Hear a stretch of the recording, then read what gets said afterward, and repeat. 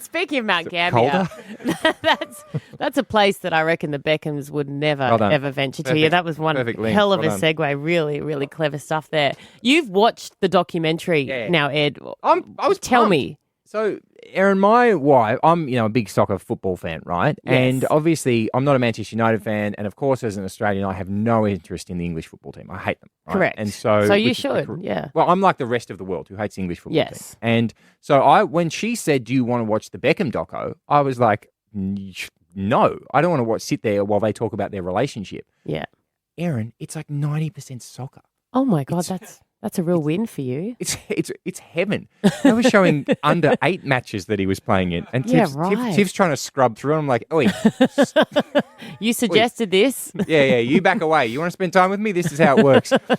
So they get through just to get through the soccer stuff. They do his big moment, Erin, is that he was the big hope for England in the '98 World Cup. I remember. You remember this? Okay, I do, and he was completely ostracised. They wanted to kill him. That's right, because he gets sent off, and this is how they describe it. I wish there was a pill that you could take that could erase certain memories. There's a red card for David Beckham, and England go out. I made a stupid mistake, changed my life. I felt very vulnerable and alone. So, okay, you got sent off. All right. As a soccer fan, you deserved it.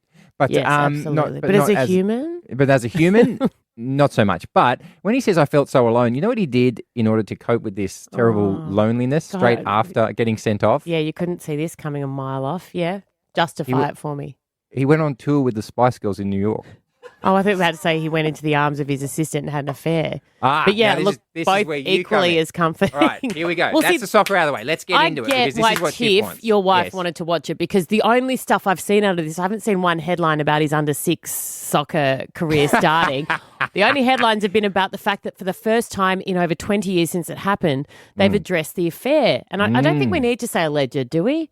I mean, we always do. She's come out, so fine. I mean, they do have a lot of money if they do want to take us on. Their pockets are probably deeper than mine. So alleged affair, but with his personal assistant, Rebecca Luce, and it nearly, ended their marriage. And they did, for the first time, acknowledge that time. Of course, they didn't specifically mention it. No, and that was annoying, Tiff, because it was. Yeah, that is annoying. It's like she's watching 3 hours worth, and honestly, she is waiting. It's like when you're, a teenage boy and you stay up late to watch SBS films, hoping for the best.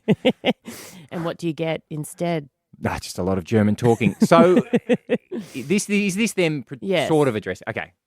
It was the first time that me and Victoria had been put under that kind of pressure. Oh, for God's in sake. Our marriage. It was the hardest period for us because it felt like the world was against us. And here's the thing, we were against each other, if I'm being completely honest.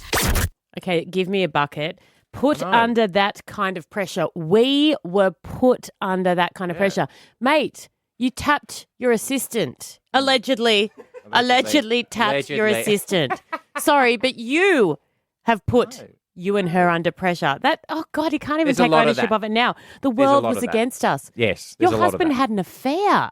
Yes. He is the douchebag. This is not you both are victims in this together. Anyway, I, of course, being the investigative journalist that I am, looked up Rebecca Luce on Instagram. Gosh, she's got a lovely business that she does. She's yoga and meditation teacher, part-time medical assistant, and she loves the mountain life. What? I don't know what that means. I wrote on Wednesday at 8:18, "Hi, lovely. Would love to get you on Australian radio tomorrow morning and chat regarding your yoga retreats." You did not try that.